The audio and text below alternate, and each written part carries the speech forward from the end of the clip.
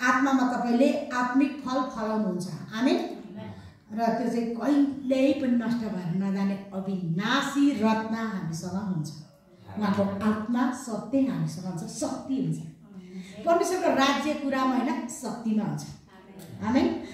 तर यसले असल रूपमा यसै युगमा र आउने युगमा पनि असल फसलको कटनी गर्नेछ, कहिल्यै नष्ट भएर जाँदैन। बुझ्दै हुनुहुन्छ?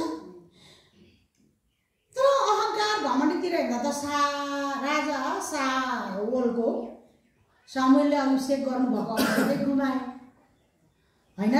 त्यस्तो गुमाउने व्यक्ति हामी हुनु हुँदैन हैन र? दिलमा अलिक शक्ति पाएर गुमाए, अहिले छैन नि शक्ति, गलेर हुन्छ। अनि थाहा त छ नि परमेश्वरको शक्तिको स्वाद चाखेर फेरि पतन भएर जाने र अनि शरीरमा शेष गर्नेहरू। आत्मामा सुरु गरेर आत्मामै शेष गर्नुपर्छ।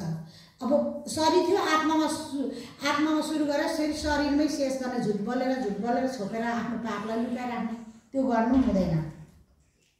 यो थाहा छ कि गर्मी मौसममा हामीले सबैले चिसो पानी खान्छौँ, बडो आनन्द फिल गर्छौँ, हो कि हैन? तातो खाएर आनन्द हुन्छ त। बेसरी तिर्खा लागेको छ, तपाईँलाई चिसो पानी खानु मन लाग्छ, यो सबैलाई थाहा छ। चिसै खान्छौँ हैन? चिसो खाएपछि के हुन्छ? बेसरी तिर्खा हुनुहोस् त। अस्ति मैले यहाँ बेसरी घाममा खने, अनि मलाई यस्तो तिर्खा लाग्यो नि बाबुलाई पानी ल्याइदिनु भनेर घटघट खाएँ है। भन्नुहोस् न, बाबुरामले ल्याइदिएको स्याउ पनि खाएँ नि, शक्ति आयो, मलाई आनन्द भयो। आमेन। त्यो पानी बेसरी तिर्खा बेला सबै शरीर सिकेर त खान पाउनुहोस् त के हुन्छ? के हुन्छ?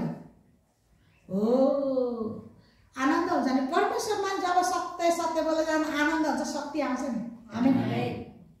बुझ्दै हुनुहुन्छ? बडो आनन्द हुन्छ। र अनि यस्तो शारीरिक कुराहरूलाई पनि हामीले थाहा छ र यो कुरालाई पनि हामीले लागू गर्छौँ भने हामीले शारीरिक मान्छेले चिसो पानी नै गरिमा तिर्खा लागेर खान्छौँ र लागू गऱ्यौँ, व्यवहारमा लागू गऱ्यौँ नि खाएर, हो? नखाएर तातो खानुहोस् त के हुन्छ? खाएर लागू गरेर आनन्द लियौँ भने हाम्रो परमेश्वर जीवित हुनुहुन्छ र उहाँ परमेश्वर चाहिँ आत्मा हुनुहुन्छ भने हामीले विश्वास गरिसकेपछि हामीले पनि आत्मिक बिउहरू छर्नुपर्छ, रोप्नुपर्छ। यो चाहिँ महत्त्वपूर्ण कुरा हुन्छ। उहाँलाई मनपर्ने कुरा मात्रै गर्नुपर्छ के? तपाईँको शरीरले चिसो खानुभएको छ, चिसो खाएर व्यवहारमा लागु गरेर त खानुभएको चाहिँ काम गरेको हो नि त, होइन त? परमेश्वरमा त्यस्तै गर्नुपर्छ। आत्मामै हामीले चाहिँ बढी जोड दिनुपर्दछ। आत्मिक कुरा हो र आत्मामा जोड गरेर आत्मा बोल्ने हुनुपर्दछ। अनि संसारको धामी झाँक्री शैतानका आत्मासँग बोल्छ भने हामी चाहिँ परमेश्वरको आत्मासँग नबोल्ने त? परमेश्वरको छोरा चाहिँ नहुने त? हुनुपर्छ नि। अनि शरीर अनुसार काम नगर्नुहोस् वा दुष्टताको कुरा नरोप्नुहोस् र दुष्टता अनि छोड्नुहोस् र अनि आत्मिक कुरा गरेर भलाइ सत्यता रोप्नुहोस् र यसरी भलाइ र सत्यता रोप्दाखेरि रोप्न जारी राख्नुहोस्। दिनदिनै भलाइ गर्ने भयो भने तपाईँ आत्मामा प्रवेश गर्नुहुन्छ र परमेश्वरको छोरा अनि छोरी हुनुहुन्छ र परमेश्वरसँग आम्ने सामने बोल्नुहुन्छ। आमेन। परमेश्वर कति खुसी हुनुहुन्छ, त्यसरी हाँस्नुहुन्छ त। आमेन। र अनि एक आत्मिक पवित्र धार्मिक जन तपाईँ बन्नुहुनेछ। अगमवक्ता जस्तै प्रेरित जस्तै तपाईँ बन्नुहुनेछ। आमेन। परमेश्वर खुसी हुनुहुन्छ। आमाले मेरो यस्तो हुन्छ फेरि है। अनि एक असल विश्वासीको बारेमा हेरौँ है, जसले भलाइ र सत्यता रोप्छ र त्यही अनुसार खेती गर्दछ भने बिहान उठेर उसले प्रार्थना गर्छ अनि त्यो दिनभरिलाई उसले चाहिँ के गर्छ? परमेश्वरको हातमा राख्छ। छोटो हुन्छ बिहानको प्रार्थना, तर पनि बिहान उठेर प्रार्थना गर्छ, परमेश्वरको हातमा राख्छ है।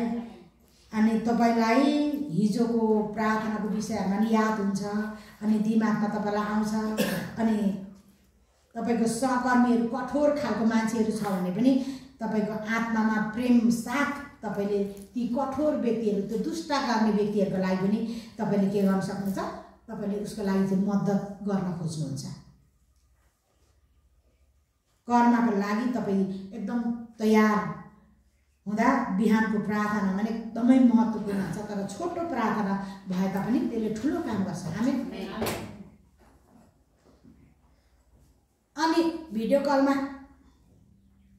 हेर गरेको नि पश्चाताप गर्नु। मलाई आज परमेश्वरले देखाइरहनु, बुझ्नुभयो?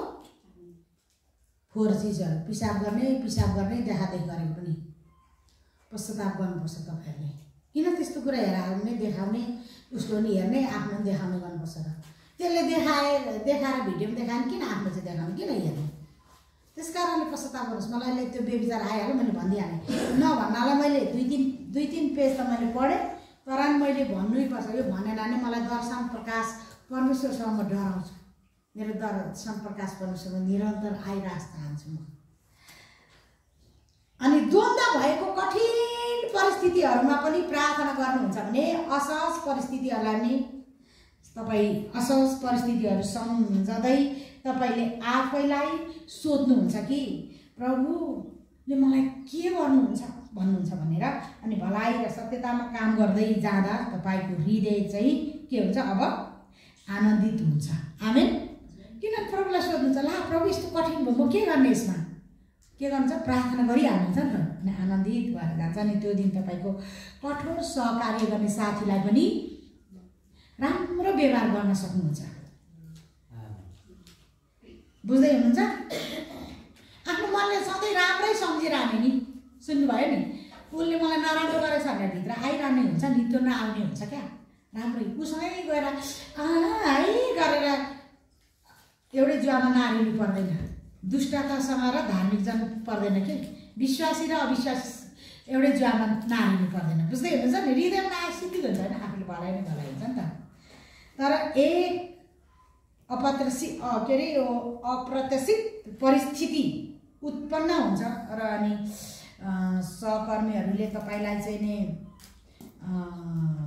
के हुन्छ जुन दुष्ट गर्ने व्यक्तिहरूले पनि यस्तो अप्रत्याशित कामहरू हुन्छ। ती दुष्ट सहकर्मीहरूले पनि तपाईँलाई देखेर खुसी भएर अनुहारमा हाँसेर है टिप्पणी गर्छ र अनि सचेत भएर नराम्रो महसुस तपाईँलाई के हुन्छ? तपाईँ त अब हुन्छ नि त्यहाँ परिवर्तन भयो त्यो मान्छे खुसी देखाएर कोही मान्छे रिसाउने हुन्छ रिसाउनु हुँदैन।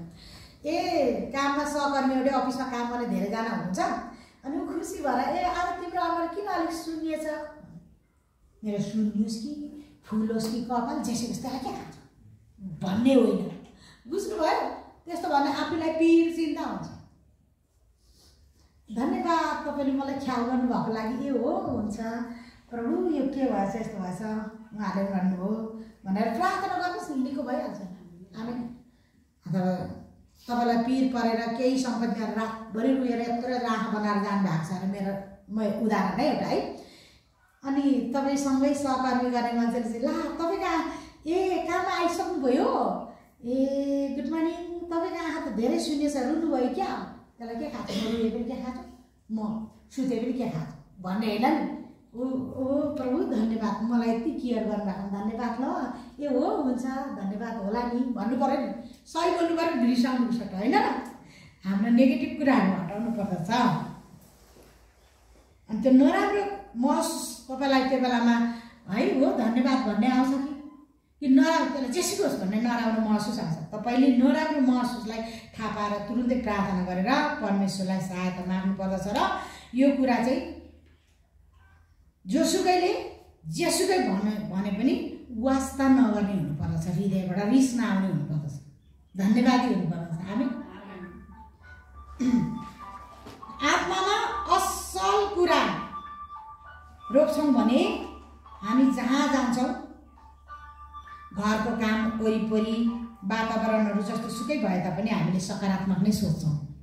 अहिले नेगेटिभ आफूलाई जसै कुरा काटेर राम्रै देख्छौँ क्या अरूलाई भनेको चाहिँ। अनि हृदयको सोच मन र आत्मामा चाहिँ असल फलहरू फलाउनु पर्दछ। अनि विश्वाससँग आफ्नो हृदयलाई चाहिँ वचनलाई हृदयमा राखेर दैनिक जीवनमा काममा लागू गर्नुपर्दछ। हामी मुस्कुराएर बोल्ने सहकर्मीलाई पनि तपाईँले के गर्नुहुन्छ? अब धन्यवाद दिनुहुनेछ। धन्यवाद भनिकन तपाईँले के गर्नु छ? अब चाहिँ अनुभव गरेको अनि सानो कुरालाई पनि तपाईँले मलाई जाँच्नुभयो मेरो लागि ख्याल राखिदिनु भयो भन्ने सकारात्मक कुराहरू आउँछ। अनि त्यसमा तपाईँले प्रार्थना गर्ने अनि यी कुराहरूलाई त्याग्नलाई आफैलाई तपाईँले भन्नुहुन्छ के भन्नुहुन्छ? म भित्र अरूले यस्तो भन्दाखेरि नेगेटिभ कुराहरू थियो नकारात्मक सोचहरू थियो प्रभु हटेर गएकोमा धन्यवाद भन्दै परमेश्वरमा चाहिँ तपाईँ के गर्नुहुन्छ, कठिन महसुसहरू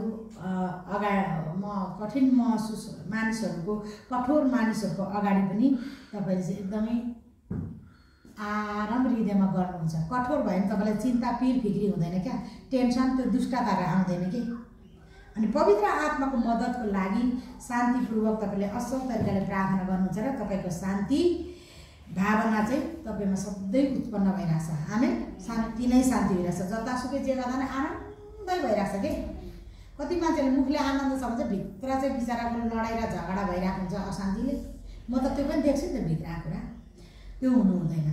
अनि काम गर्ने क्रममा पनि प्रत्येक क्षण आफूलाई जाँच्नुहुन्छ र सत्य बोल्ने, भलाइ गर्ने, अरूको सेवा गर्ने, अरूलाई दया गर्ने, सोच्ने है काम तपाईँले चाहिँ तयार गर्नुहुन्छ आफ्नो हृदयलाई। हामी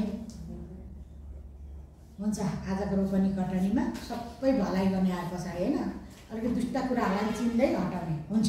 प्रभुलाई धन्यवाद।